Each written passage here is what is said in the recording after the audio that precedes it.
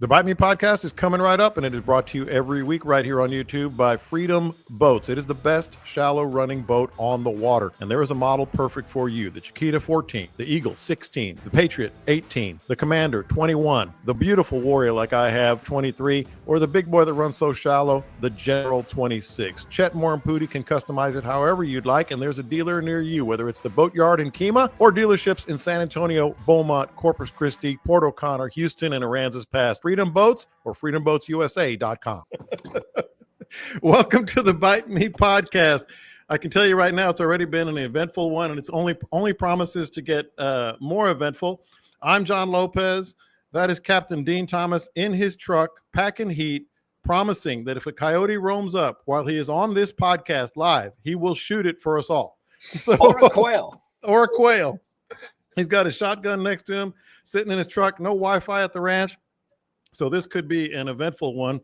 That's Captain Scott Knoll, who was, I guess, stuck behind a Modelo truck. There's worse things you could be stuck behind, but got here in time. This is one of those shows, neither rain nor shine nor gloom of night can keep the Bite Me boys from hopping on the Bite Me podcast. We do have to mention Caleb McCumber. His was, I guess, unavoidable. Driving back from, where was he? Nebraska, somewhere in the Midwest, right? Yeah, Nebraska. South Dakota. Yeah, so I'm just trying to keep up with Scott's dedication to the program. Scott is like a clock. He has done a couple of these sitting in his truck on his phone, and this is a first for me. So it sounds good. In the name of dedication, I had to do it. Yeah, so let's do it. Like I said, Captain Caleb can't make it. He's stuck in traffic on the way back from South Dakota. But it's going to be an eventful show. We might have a coyote killing. I guess we probably shouldn't brag about that. Might have a quail. We got a shotgun sitting next to Captain Dean, Captain Scott, and a lot to cover. But let's start right here. You mentioned it right before we came on air, Captain Dean, because the week that was, and we'll get to what would Dean and Caleb, Scott do here at the end of the show. But the week that was worth recapping because it was feast or famine, man. It was feast or famine. Man, so 6 days straight of fishing in November with really unusual conditions. I mean, they were primo conditions, but they were unusual for November. I mean, perfect wind, great tide, and but really warm water temperatures, warm air temperatures, kind of summerish. I mean, we're still out in t-shirts and barefooted on the boat, as if as if summer never ended. But the rhythm of the week, and also coming up on the new moon. It was one of those weeks where if you would have asked me 3 months ago, pick a date on the calendar when I should be there, and I would have said, this is the week to give it your shot. So had great anglers on the boat this week. People who just stand there and beat it up for hours, nonstop in spite of whatever crazy idea I came up with. So it started out like just amazing. The first 2 days could not go wrong. Just flats, drifting, top waters, blowing up fish. Another thing that I talk about during the year is at the time of the year where the speckled trout start intermingling with redfish on the flats. And those big trout were there. I mean, we caught some 25, 26, not a lot of them, but in the first 2 hours of the morning, you had a great shot at that big trout. And during the middle, we had days that were just nonstop. And then the very next day, it was non-existent. Weren't seeing them, like they were just gone. And then the very next day, it was back to blowing up crazy. It was one of those weeks that I have had a hard time explaining the rhythm of the week. Yeah, that's where I was going to go. Why was this happening? Man, that is the question of, And I think if we could answer that question, there wouldn't be a need for this show anymore. Well, then, okay.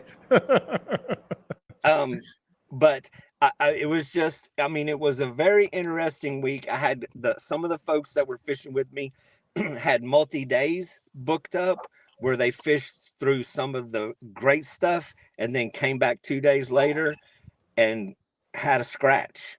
I mean, we still managed a few good ones, but it wasn't like, just blowing them up all day long.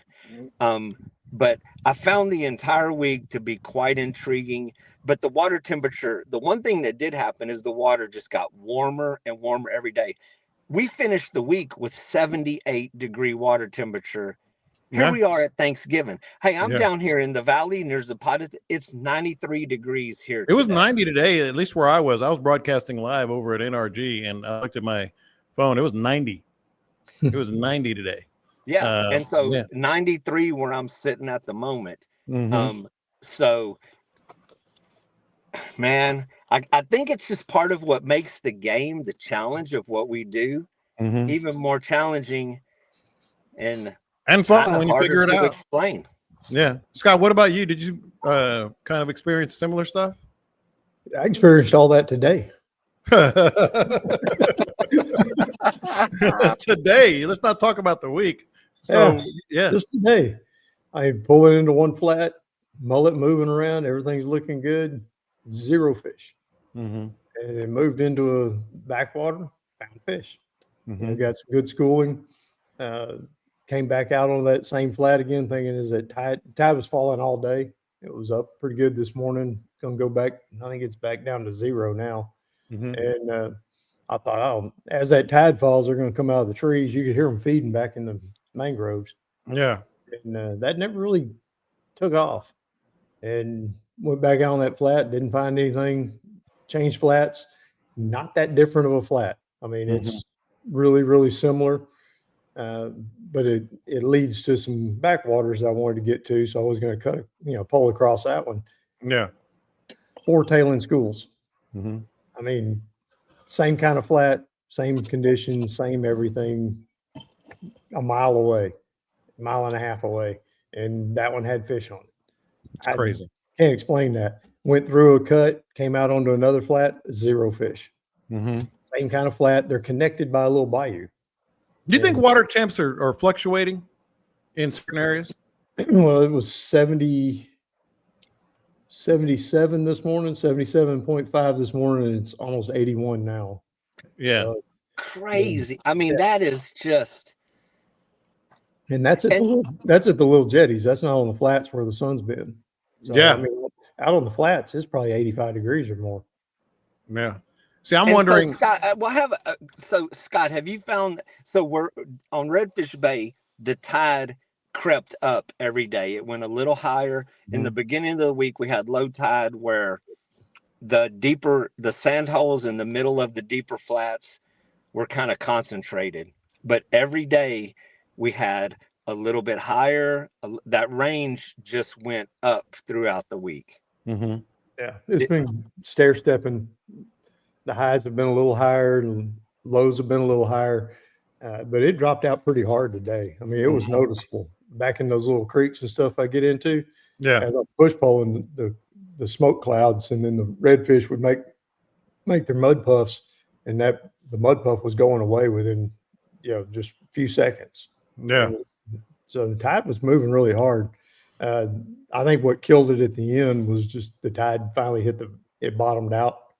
And as I was running back in very late, we're going to get to that. Yeah, I got an idea on that. I was looking at all the poles as we were running back in, and the guy I was with, he's fished with me forever. And both of us commented on it when we got back to the ramps. And the water wasn't swirling around the poles at all. If we had hit dead low. And everything had pretty much shut down. We caught one as we were leaving the flat. We had one suicidal fish that was coming down through the grass, through the cord grass, and his son was up there and just happened to make a blind cast with his fly rod. And I said, dude, you got one coming. And it made a left-hand turn and turned right into the fly and ate it. Damn. and just suicidal. Mhm. But then sharks. Got sharks on the flats. I've been seeing them every day. I mean, look, it feels like I'm at the Chandler Islands. Yeah. I had about a 4.5 foot black tip swimming around the boat just as we were leaving. See, that's what I was wondering. You guys would know for me, but we talk about 6 inches, 8 inches of water can make a world of difference, on the bite and the fish. I'm wondering if 2 degrees of water temp, because we've seen the bait, and maybe we all look at the water temperature, but not constantly. You kind of check it. Like, let's say it went from 79 to 75 or 76. Do you think that could make a difference on some of these that we're experiencing? I don't know. At this time of year, I mean, generally speaking, I mean, it's the length of the day. Mhm. Water can't get as hot as it was. It's not sunny all day, but I don't know. It was just And I weird. would say it from 75 to 78, that range is not as dramatic to the fish. Mhm. If you go from like 56 to 61 in that range, then that's a difference. But from 70 Right. to the middle 70s, that It's pretty much I the don't. same. Yeah. Yeah, I don't. When it's in that range, I don't find that to be that much art. And so, and here's another theory that I've had over the years that kind of I love your theories. has been challenged this year, because I've even said that because the days are getting shorter, so the fish react to the seasons. They understand the seasons. I mean, nature has a rhythm to the seasons, which revolves around the amount of daylight Mhm. that they see. So even when the fact that the water's warmer, but the fact that the days are getting shorter still prompts the mullet migration, the flounder run, and even if the water temperatures are warm, the days are still getting shorter. And Mhm. so if you're talking about the deer, even like on the ranch here, even though if it's hot, the rut's going to happen. I mean, and it revolves around the moon and the sun and the amount of daylight. But even with Scott seeing a shark today, so as long as those summer-like conditions persist, they don't have a reason to Mhm. shift gears. So to me, I kind of felt like we're just still stuck in summertime. Yeah. We only had that one cool front. Way back in one of my flats. I mean, way back earlier this week, I found a bunch of flounder, big flounder. I was spooking flounder as I was pulling along. I was spooking these, I mean, upper size flounder. Yeah. I can't explain that. I mean, they shouldn't be back there right now. They should be moving. Yeah. They should have been moving. And then Dean was talking about the big trout up on the flats. I've run across several really big trout. I'm talking a couple of them were probably 27, 28 inch fish up Mhm. laying in the grass and 8-10 inches of water. Yeah. Well, That's And usually a here's springtime thing. That's not usually a fall thing for me. Mhm. another crazy thing that we saw this week as we're drifting across the flats at midday when the sun is up. And at that point, you can see everything that's down there as you're drifting along. It just lights it up with clear skies. There was a speckled trout, and we've caught a few of them that were 25, 26 inches. There was a trout sitting in a sand hole. And as we're drifting up to it, easily 28 incher. I mean, I don't want to get too crazy. It was a big speckled trout. As Mhm. the boat drifts up to it, because I wanted the guys on the boat to see it. I'm like, look, check it out. And I'm pointing at this fish because I'm expecting it to blow up at any second and just spook. The boat drifts in maybe 18 inches of water, drifts over this speckled trout, and it comes out the other side. As the boat drifts over, it drifts straight over this trout. And as the boat passed over it, it stayed in that sand hole. We looked over the other side of the boat as we passed it, Mhm. and that fish just sat right there, which was never seen anything like that. Yeah. It's summertime, man. With that, Yeah. the calendar doesn't say it, or the holidays don't say Yeah. it, but it's summertime. I want to get some that's a direct product of the live stream here on YouTube, which, by the way, you can subscribe to my YouTube channel. Just search Bite Me Fishing or my name. Don't forget to subscribe to the podcast as well. I didn't even say that at the top of the show. So eager to get going with these fellas. But wherever you get your podcast, you can subscribe. And we got all kinds of stuff happening with the podcast. We'll keep you up to date on that as we move forward. But the Facebook group page is a great place to leave your comments. If you can't watch us and listen to us live here, we'll post the podcast about 6 p.m. on all the platforms, and you can subscribe on all the platforms. But on the live stream here, we were talking about, well, Scott mentioned, as he was getting to the podcast late, Dean, we were talking about, he's in his truck because he's at the ranch and he's trying to shoot coyotes and quail and all that stuff.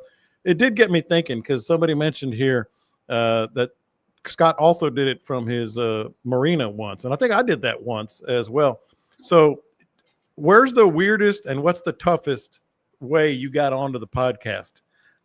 Because I know for me, I actually thought about COVID, Scott, when you and I were just doing it. You drove down one day. I said, well, let's just do the podcast. And we're sitting at my back table at the trailer in Matagorda, just passing a microphone back and forth. This was before we were on YouTube, just going like, I asked a question. I said, don't worry, I'll edit out all the pauses and then pass it to you. Then I'm passing it back and forth. I've done that. I've done one. I think I started it on the boat on the water. I can't remember if that was the podcast or I had a Zoom call at work, but I did it on the boat on the water at that point. What about you guys? Where obviously today's one of those days. I can tell you. Well, this is number 2 for me. The other one was when we were at the fishing show in Houston, and we were on the stage, and that was also where we were passing the little battery powered microphone. Yeah. And it was really hard to interact with each other because, if somebody else was, had a thought or a comment, they're just sitting there with their thumb up their butt, kind of like, oh, this would be cool if somebody could hear this at the moment. But that one was kind of awkward. But actually, I should do this more often because this is the coolest place to sit. Right in the ranch. What about you, the hell Scott? out of staring at the wall. I did one from my deer stand that one time. Oh, that's right. That's right. I did one on my tailgate at the deer camp. Mm-hmm. One of them from the Center Point Fire Department. Oh, that's right. One down on the river and on the Guadalupe River, standing down there. I've done my truck probably 3 or 4 times when we had power outages. Yeah. Remember I did that one in Devil's River when we didn't have a good signal, and there was no signal. I was just on battery, hoping that it would stick. And Dean and I added one from Costa Rica, from the patio. Remember that? We added one from the patio in the back of Costa Rica. Sure did. Yeah, forgot about that. Done it from my boat twice, 2 or 3 times from the boat. See, so shout out. I just want to acknowledge that's the kind of dedication that you just have to have to the program. I mean, you're I guess you're kind of kidding around, but you're not. I mean, these guys have been awesome, man. These guys have been awesome. And so we'll see how it goes from here. But it's great. There's a lot of deer season left. He's like, I'm driving to the ranch. I don't care if it's Monday. This might not be the last one from the pasture out here. All right. So good follow up on that discussion from Perry. You talked about it kind of like summertime. He says, do you see that kind of behavior in the summer months? My experience is absolutely yes, but I'll let you guys talk about it. What you don't see is the speckled trout on the flats during the heat of summer. Yeah, that has been the variable that's been mixed in with this heat. The most obvious one, and also, well, we haven't had the big rafts of mullet that I search for this time of year, and this is a tough one. I don't want to call it tough, like it's a challenge. It's perplexing.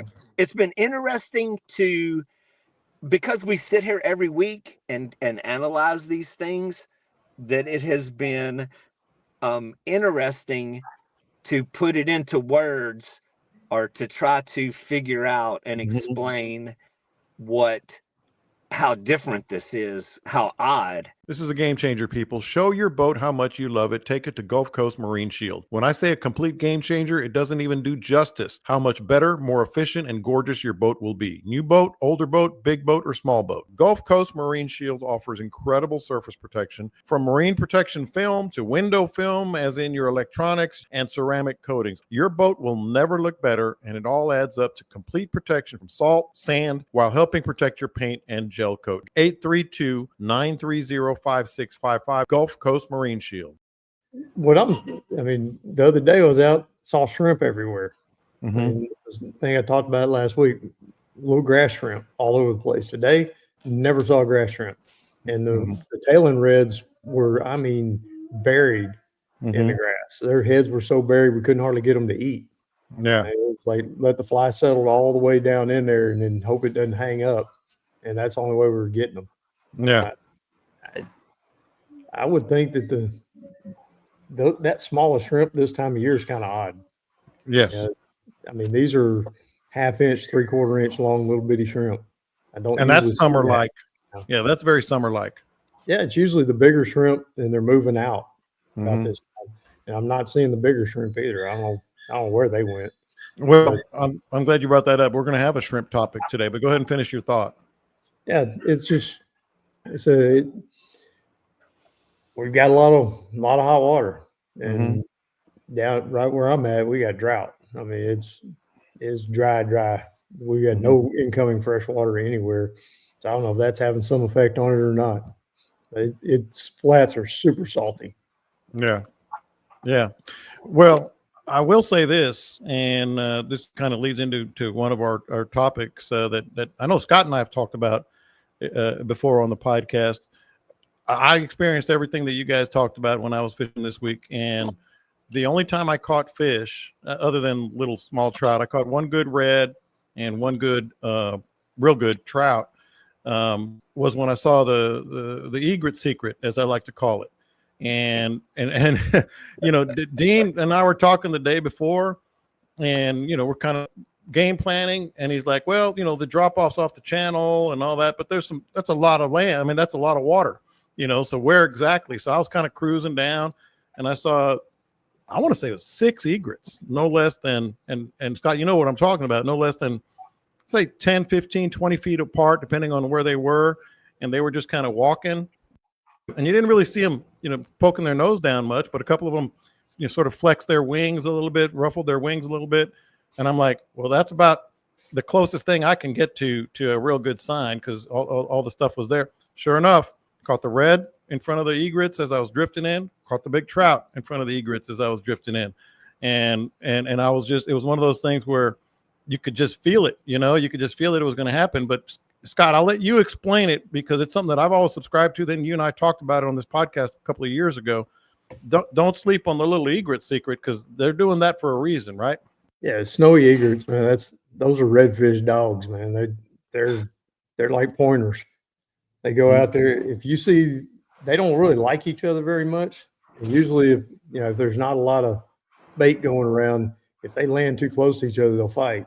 But if you see 2 of them pretty close, or 3 or 6 like you did, the more you see, it's almost 100% redfish. If they're uptight to each other and tolerating each other, there's going to be redfish around.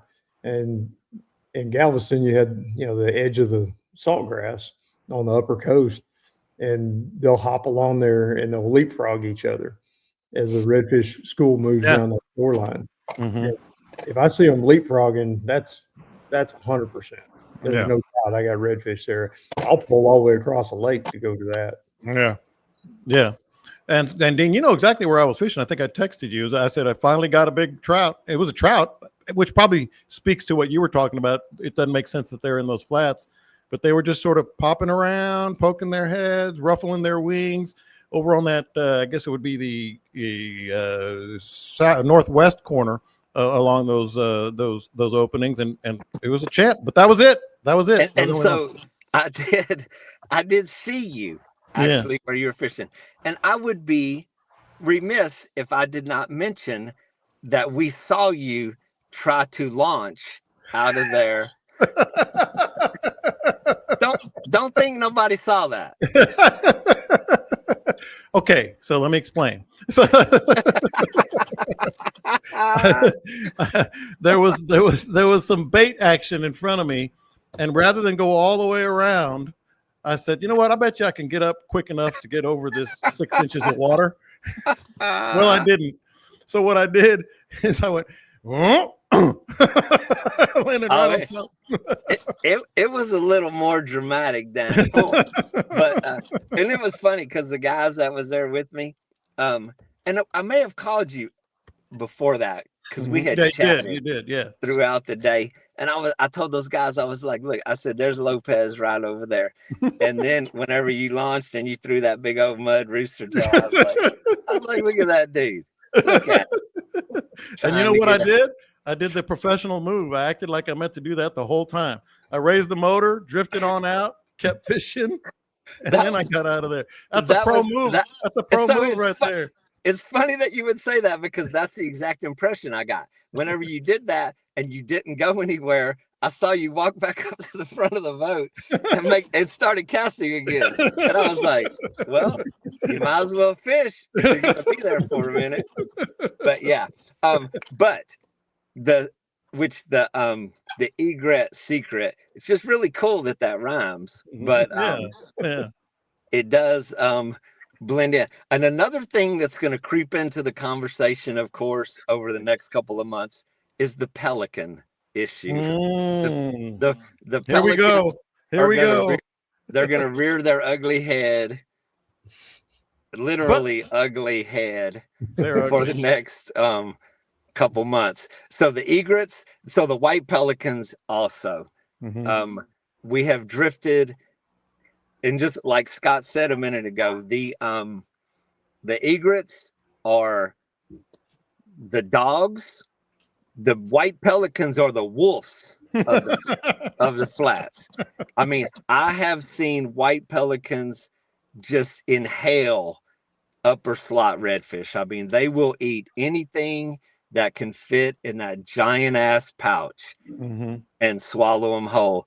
So it's definitely something to pay attention to. I mean, so the egrets, the pelicans, they're fish eaters. They are looking for, and so whenever I'm out there with people on the boat, I tell them, I said, those guys are looking for the same thing that we're looking for. Yeah. So when you see them bunched up in hunting groups or kind of somehow working together.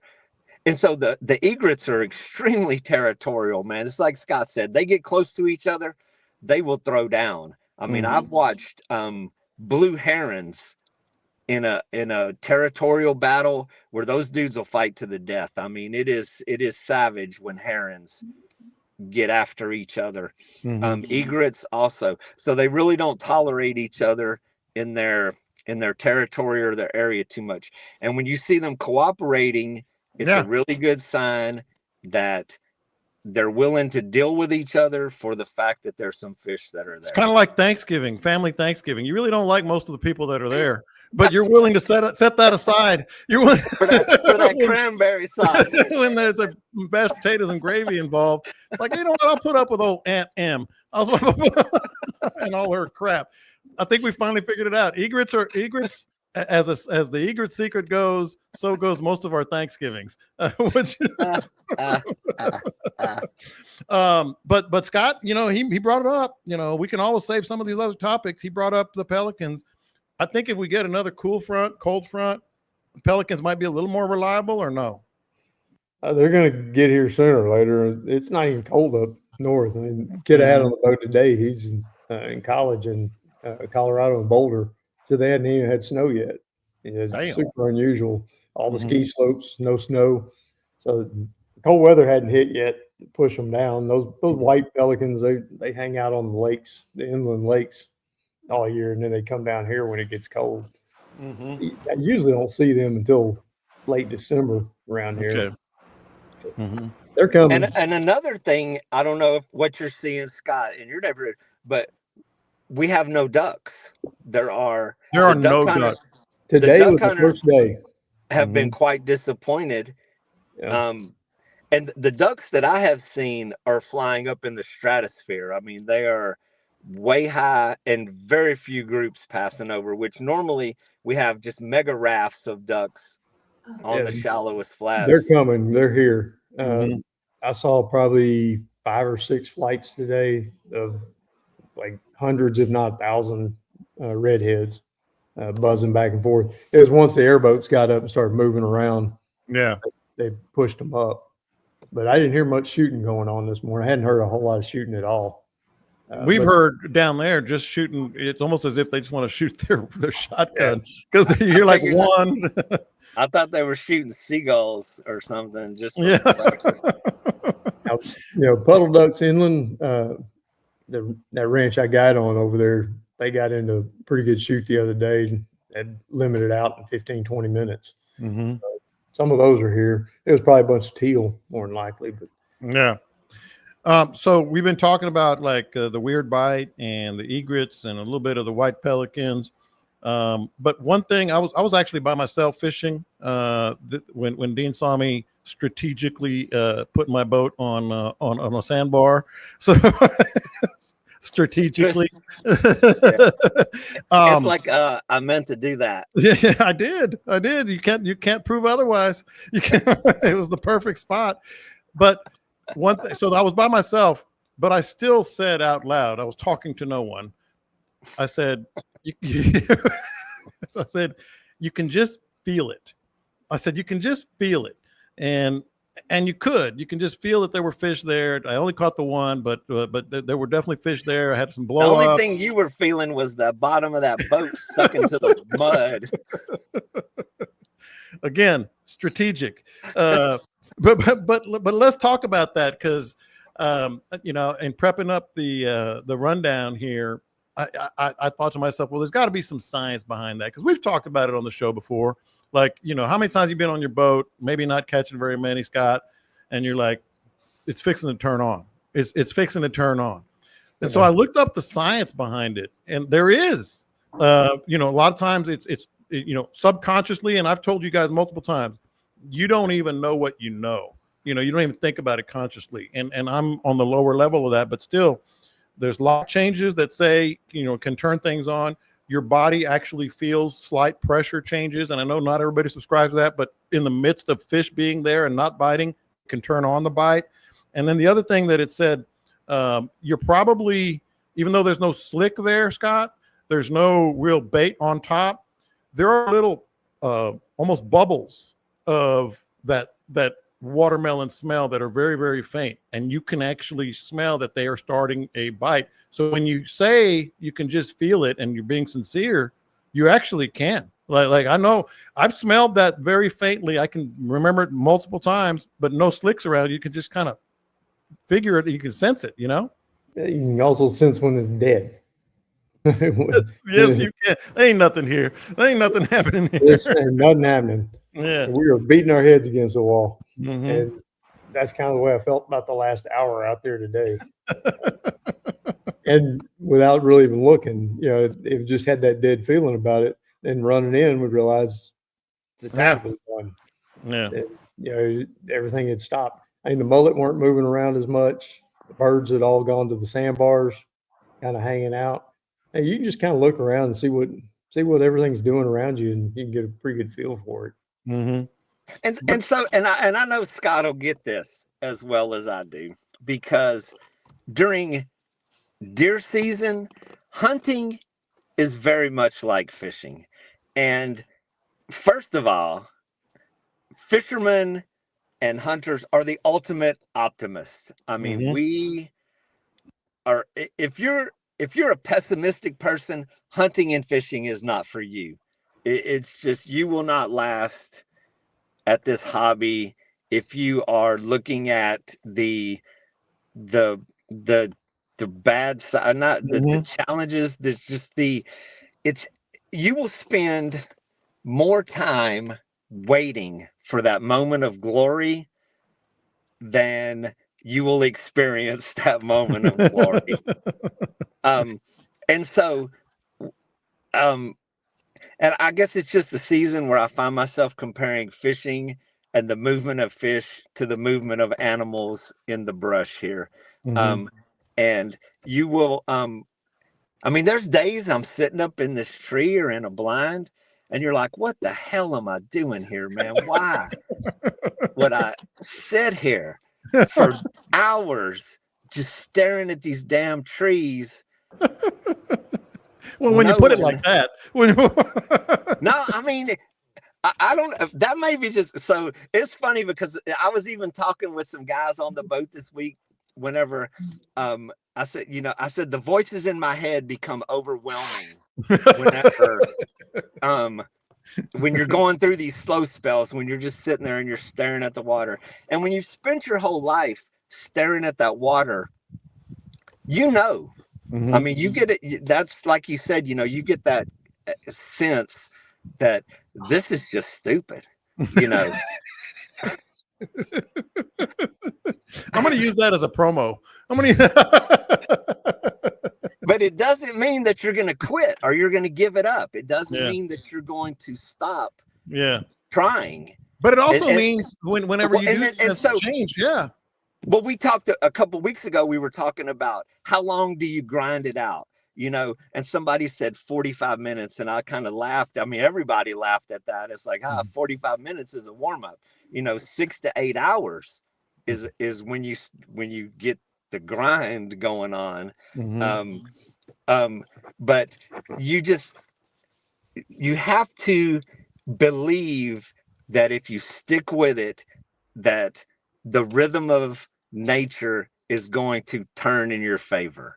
I've said it multiple times. The greatest thing about fishing, and the reason we do this and I do this, is no matter how bad a day you're having, every time you cast that next cast, there's hope. Hunter, there's hope. So, and one of the most profound statements I've ever heard on my boat, it was Bob Sweeney. He was with Texas Parks and Wildlife. Him and his buddy were on the front of the boat, and about 6 hours into the day of just standing next to each other, he looks at his buddy and he goes, even though I have thrown this thing out there 600 times, he said, I still believe this is the one. And I swear that has stuck with me for so many years and that's the ultimate optimist of, the next one is the one. And then whenever you get that blow up on that next cast, man, that leads you into the next 3 hours. Sadly, again, that's true. But Scott, you probably have had clients. Hell, I've had people on my boat where you say it's getting ready to turn on, and then it does, and they think you're some sort of soothsayer or something. It's not. It's your subconscious. It's what you've been sensing. Yeah, you like you said, you smell it, you feel it, and you watch all the animals and what they're doing and how they're moving around, what the birds are doing, and when the birds have been back in the trees and they're just kind of hanging out, and all of a sudden the next time you look up, they're all out on the outside edge, and they're been on a sandbar, and then all of a sudden they're spread out across the flat waiting. That's key. But on the other side of that was thinking about, as Dean was talking about, being an optimist and go anyway. I hear it from a lot of the beginners when they're coming on, which I know we get a lot of them on here listening, to try to figure it out. Well, I was going to go, but the tide wasn't right. Or I was going to go, but the wind was southwest instead of southeast, or the wind was blowing 15 instead of 10. And they wait for the perfect tide with the perfect wind and the moon phase being right and the major, and they try to line all of those things up before they take off and go. They'll never go. If you're waiting for it to get perfect, it's just not going to happen. Those days are few and far between. And then what's the chances of being, just sitting around going, oh man, this is my time. It's never going to lie. That is just the challenges of the outdoor lifestyle. You got to live it. You got to love it. Whenever it's kicking your ass, you got to laugh at it. And to me, I mean, that's where the juice is. I mean, it really is the hell. If it was easy, Yeah. if there If was it an was easy, Kevin equation, would do it. if there was like an equation that you could punch in the numbers and go, this is it, it wouldn't be what it is. Yeah. It just would not be. We had people on the group page, the Facebook group page, saying they're using AI trying to determine when to go fishing. Now, look, I'm not anti AI. I've used it here and there, but I mean, come on. What are we doing here? As Dean says, Mother Nature kicking your ass. I've run all the grandkids out so I could do the podcast. The dogs, the grandkids, sent them all outside. It's pouring down rain. Well, hey, It hasn't rained here in months. it's a lesson. They'll be better because of it. They'll be better because of it. Every once in a while in fishing, a reel comes along that changes the game. That reel is here, and if you're not using one, your friends are, and they're probably catching more fish. For sure, they're fishing with more confidence and comfort. Bates reels are the fishing industry's original CNC milled, one-piece aluminum, low-profile frame, built to last, it's built to fish. All Bates reels saltwater ready and good to go. You know I've got them on my boat. You should too. All reels, 3-year no BS warranty, and they mean that. And a 30-day money-back guarantee. If you're dissatisfied, you will not be. I say it all the time. It is true. No bull, just Bates. I did say, and we haven't talked about this much, but it is still kind of summery out there as we've discussed. The other thing I came across this week is this has apparently been, contrary to what you saw today, Scott, an absolute bumper crop, a bumper shrimp season. Lots of shrimp, big shrimp all over the place. Shrimp etouffee, shrimp gumbo. I feel like Forrest Gump here, but you get my point. I kind of wanted to pick you guys' brains a little bit about brown shrimp versus white shrimp. A lot of people don't know what to look for, what it means. Matching, do you throw more shrimp imitations? Do you not change a thing? What it means for you when you see all these shrimp, and they are out there. I mean, all the reports I read, like this has been a big year, to the point where, Scott, you just mentioned there's probably been another hatch here recently. They're out there. I couldn't find them today, but I looked in the bait tank. They had some in there. I don't know. I hadn't read anything about it or heard anything about that, but and I really don't change anything. No, I'm still going to fish with what I fish with. It's just, you're going to have hopefully more active fish, fish that are on the prowl, that are feeding. Maybe it just kicks them into to feed mode, where they're a little more excited about. And then, if they're out hunting, if they're hunting shrimp, if shrimp are active, anything that's jumping and clicking and splashing or wiggling and flashing. So if you got top waters, you're looking at the noise, the commotion on the surface. If you have subsurface lures, you got paddle tails that are kicking vibration in the water. And I mean, it just depends. It may, if there's more bait fish available in the water, just like the rafts of mullet that we look for here. And that's another interesting thing. So the marsh, and I've said this before, I have comparing notes with Scott over the years from the northern part of the coast compared to the southern part of the coast, where they really do have more shrimp that are in the marsh, where you see them popping and you see them jumping and you see those schools of redfish chasing those shrimp. We have rafts of mullet on the flats, and where the marsh type of atmosphere, you're looking for those shrimp popping and you find redfish that are chasing those. You find rafts of mullet down here where we're at. And it's kind of crazy that, because on the planetary scale, we're not that far from each other, but there's quite a difference in the ecology of the flats opposed to the marsh. And those things, whether it's shrimp that are active or whether it's mullet that are active, it gets the predators following them. I always wonder where the hell your shrimp are. You know, I mean, That's a good they go question. shrimping and they catch shrimp. Where do It's they the grow shrimp up? capital of the world. Well, and so But the where do they grow shrimpers, up? You know, the because in shrimpers, in the marsh they grow up in the cordgrass. I see them. That's where they're hatch out. They grow up in the marsh in the cordgrass. And when the tide goes low, they bury in the mud outside the cordgrass. And as soon as the tide comes up, they go right back in there. I've always wondered about that. How the shrimp? It's the same shrimp. How are they and so growing our up there? shrimpers, the shrimp boats are dragging the really deeper water, the Corpus Christi Channel, Corpus Christi Bay, Yep. Aransas Bay. They're really in the deepest part of, and so Well, that's what ours are doing too, but that's But not they where they come out. grow up. Yeah. where, Yeah. and that That's is mature shrimp. where, and that is a question I do not have an answer to. We need to find a shrimpologist to explain um, where these things are living. But you It's know, like Port Mansfield. I see shrimp down in Port Mansfield when the Reds get on them when they're migrating out. I don't know where the hell they're growing up. I've always been kind of curious about that. It's totally different, you know, along the shorelines. You got mangroves all along your shorelines. I've got a lot of that here, but I've also got cordgrass. And I watch the mangroves, and I don't see the shrimp along the edge of the mangroves. They're always around the cordgrass.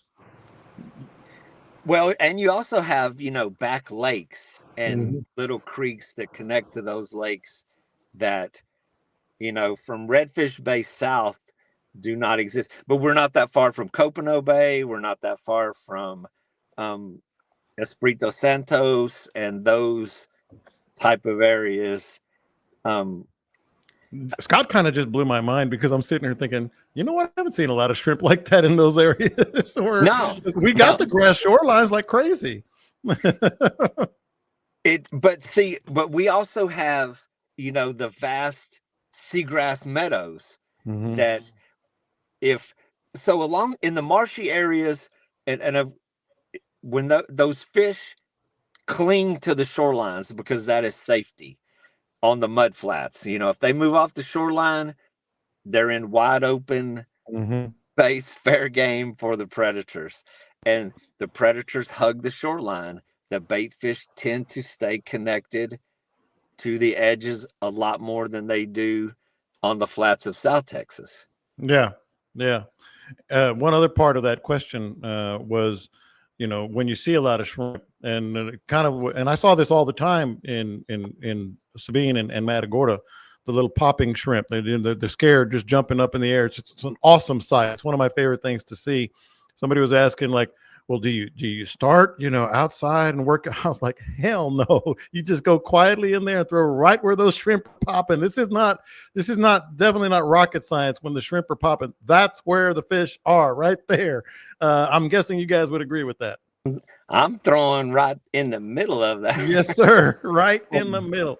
You don't see shrimp unless something's pushing them. Sometimes Yeah. it's mullet, the big school of mullet swimming by. I mean, a shrimp doesn't know it's a mullet. He doesn't know they're not going to eat him. But yeah, I mean, How do if you a know shrimp's that? jumping out of the water, there's a reason. Yeah. Yeah. No, that's absolutely the reason. Other last thing on this, because I'm just going through the notes here that I wrote down from this point. You mentioned you're going to throw pretty much the same artificials, but do shrimp imitations? Do you lean that way a little more? Or does it even matter at all? Nothing. Every now and then we'll throw that DOA shrimp, and I've got that real small one I've given you some of. The newer one that he's got, I think it's 2¼ inch, and it's really good for sight casting just because of the weight and the aerodynamics of it. But I don't think it really matters what kind of soft plastic you're throwing. We throw paddle tails into them all the time, but when there's a lot of shrimp around, I tell them to pop it, let it settle to the grass and then pop it out and make it act like a shrimp. If it acts like a shrimp, it doesn't have to look like one. Yeah. Yeah. I'm glad we got that in because that was one that was kind of burning a hole in the old document pocket here. I got to get somebody I got to get somebody to help me out with these doves, man, because I wrote that note down right next to it just to myself. I got a dove problem on my marina that is outrageous every time I go. There is nothing that'll keep those suckers from pooping on your boat, man. I mean, we've tried. Yeah, it's doves. Yeah. Yeah, What kind of doves are they? it's mourning doves, it's ringneck doves, it's white-winged doves. We also have grackles. The grackles are migrating, and they are so John and I are in the same marina. On his end of the marina, it is horrible. I cannot tell my boat you is how black on the bad, top. and they are not on my end. But 2 years ago, they were on my end of the marina. I dealt with it every single day. But I mean, The I don't know owl, John Parkoff thought the owl, I've got one, doesn't work. So do the people next to me. No, people have put They put owls, those little. they put hawks in there. They've even put recordings of like a timed every 15 minutes, a screeching hawk goes off. They get used to it. They figure it out. They don't care. The only thing they care about is me walking down that dock with my Red Ryder. But and I've kind of I didn't want to ricochet BBs or pellets and hit somebody's boat, so I kind of shied away from that. I mean, I didn't want anybody. I mean, I didn't want to create any controversy when I'm walking down the docks with a damn BB gun shooting over people. So you got a dove problem. I mean, bacon, jalapeno, and cheese. That'll do it. The guy next to me even has like those little spiraling, kind of flashy. And his boat is covered with more crap than anybody. Worse than mine. Nothing has worked. The only ones that I've got that problem where I keep my boat over at Jimmy's, and he's got those little spikes. Yeah. You can buy them. I looked at them on Amazon. You can buy the little bird spikes. You see them everywhere at restaurants and stuff on the water. And that seemed to work pretty good. We had barn swallows, and they make those mud nests, and they insist on making a mud nest right over the bow of my big boat. It's a mess. When they have babies, it's a real mess. And just for the record, I'm on like 5% of my battery. I think my cellular service is draining my phone. So, well, we got about 10 or 12 minutes here. So I'm watching it go down. If I end abruptly, I wanted to see you pop a coyote out the window, but you're in a truck. Plug it in. Yeah, plug it in your truck, man. I don't have my charger with me, man. Charger's at the house. That was a tactical faux pas on your part. All right, so it is Thanksgiving weekend, and this was a question I was going to ask you guys because we've all talked about holidays you kind of avoid unless you have to go out there. I think Thanksgiving is the most underrated holiday of all to go fishing, and we'll get to what Scott. I want to go on the record as to why I despise the holidays. Okay, let's hear it. It's in the middle of the best fishing of the year and the best hunting of the year. And people want to sit around the table and with people you don't even like. Hey, it wasn't my idea to be there because my vote was negatory. But you can get together. Why not have some pumpkin pie in July? Let's have turkey in like spring break. Let's get together. Let's get together in the windy season. Let's get together in April. Yes. Let's get together in April when it's 40-mile-an-hour wind. And then let's celebrate. But the middle of November to interrupt the best fishing of the year. And it's deer season. Deer season is short, man. So short, you got to sit in your truck. Yeah. Look, dude, as soon as this is wrapped, I'm fixing to go shoot me some birds. It's quail season. It's everything season right now. It's turkey season too. You can go shoot turkey season. It's quail season. It's deer season. It's fishing season. and it just happens to be pumpkin pie season. Scott's got his whole family there, and he'd rather be out. Yeah. Sorry, family. I know you can hear me, but I think it's the best if of all the holidays, despite what Dean just said, because if you can get away, it's really not that crowded out there. It really isn't. I mean, you can find the Thursday afternoon, Friday morning. And as Dean said, it's November, man. It should be cooler, and you can get some fish. And that's another thing about, we have had the flats to ourselves. You get spoiled this time of year. I mean, I was out there on Ransom Flats, and I saw one boat about a half a mile from me, and I was like, dude, what the hell? Crowding my space, man. You get that. I didn't see maybe 10 boats today. For Port O'Connor, that's really good. Yeah. And about half of them, of course, were airboats doing duck hunts. Yeah. I had 2 boats come in on me today with nobody around. And one of them I know was a mistake. He ran up into a cove. He saw me back there poling, and he ran up in that cove, and it was not deep. He pulled a John on a sandbar. He kept running in there, and you could see him kind of looking around. I was looking like, what the hell are you doing, man? Why are you going to pull into this? It's a dead end little cove. Yeah. I think he was lost.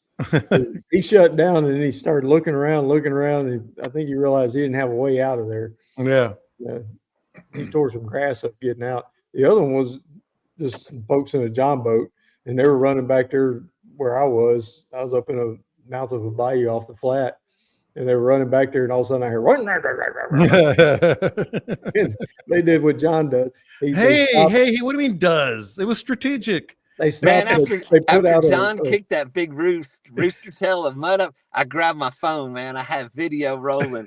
I was like, oh, he's gonna do it again, man. No. I said, I'm gonna get this. And I did not get my second chance. John boat right in there. Then they stopped, and they were stuck. I mean, they couldn't go no further. They stopped, and they put out a stakeout stick and tied off to it, and started fishing. Hey, yeah, this is where what we you gonna do? Go. Yeah. Y'all acting like you never done that. It's a regular stop for me, and it should be for you too. Anglers Anonymous in Katy. It's a candy store for fishermen that's going to make your head spin and help make you a better fisherman. You got to see the expanded store too, and you got to chat it up with Mike and Chris Butler, all the guys at Anglers Anonymous. They'll answer your questions honestly, and they'll get you what you need. Reels, rods, lures, they have it all, and apparel that's off the chart. And of course, the calling card service. Real repair, they turn it around for you quickly, and you will be happy. That's Anglers Anonymous in Katy or anglersanonymous.tx.com. All right, Dean is down to the last 5 minutes of his battery, just in time for what would Scott do and what would Dean do. And I've been looking at this. By the way, just got a text from Pat Gardner. Holy, he's on 3 fish over 28 inches down in East Matagorda, but he didn't tell me where he was, so I'm not going to share. But he was going to hop on because Caleb wasn't going to make it, but he's in a deer blind too with no signal. So 3 over 28, I'll take it. But with that in mind, I mean, I've been looking at this forecast, and you said it earlier, Scott. I'll start with you. I mean, it gets a little cooler. What is it, tomorrow night? What's it looking like for you? It's looking like a big old no. Yeah. I mean, we had wind today. It was wild. We had started with a west wind, northwest, and it went north, and it was northeast, and it was east by the time we were getting off the water, but it never got over about 5 or 6 miles an hour. Picking up this evening. Tomorrow morning, 22 gusting to 27. Friday's blowing. Thursday's the best. I mean, it's 15, maybe 15, maybe 20 gusting. But then Friday, east wind was what I got. Straight east, 22, 23, 24. Ooh. Saturday, southeast, 26 gusting to 32. Sunday, 28 gusting to 32. What direction are you looking at? East. That's east all. Wind. Well, that was east, then southeast, then north. Wow.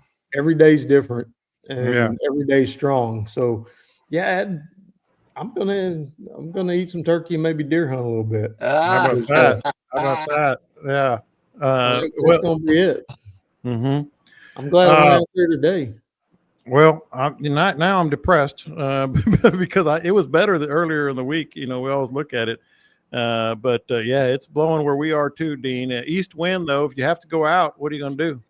Get Dean to check on the ranch forecast and see if it's any better. Man, actually, I'm sitting here talking. I'm looking at my phone, so I can't even analyze. Well, trust me, it's going to be east and it's going to be blowing a little bit. Well, the one thing that will do as the tide and so we've had some higher tides, higher than normal, and if that east wind keeps pushing water in, even with that wind blowing, you can get on the shallowest flats, you can get to some protected shorelines, and if you have high tides, the wind is less of an issue. If you have lower than normal tides and it's windy, that puts you out in the open. So low tide and high wind is way more of a challenge than high tide and high wind. And Perry nailed it. Perry, go ahead. I just pulled up Aransas Pass. Right now it's north at 0. Well, hold that thought. Because it ain't gonna be that tomorrow. No. Y'all got the same thing I got. Well, we're just actually sitting right in the buffer zone right now. I mean, where I'm sitting here looking across this pasture at the moment, there is not a breath of wind, but I think it's due to hit us here on the Mexican border about midnight tonight. Well, Perry nailed it. Get those shootouts ready. Yep, and I'm still shipping shootouts for stocking stuffers. Between now and Christmas, it comes with free bonus piece of rope. But wait, there's more. Yeah, do that.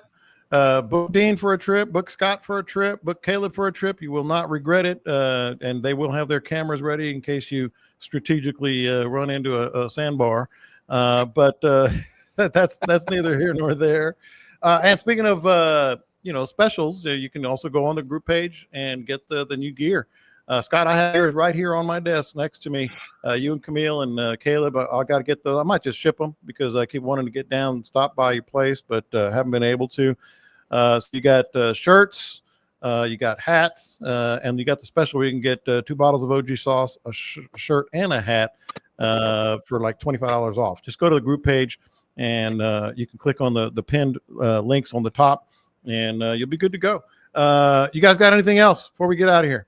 Happy Thanksgiving, everybody out there. Appreciate everybody tuning in. Friday, gonna watch the showdown.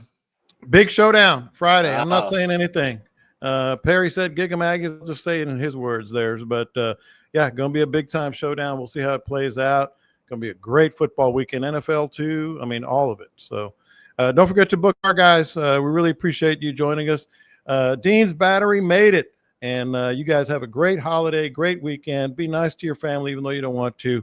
Catch them up. We'll talk to you next time.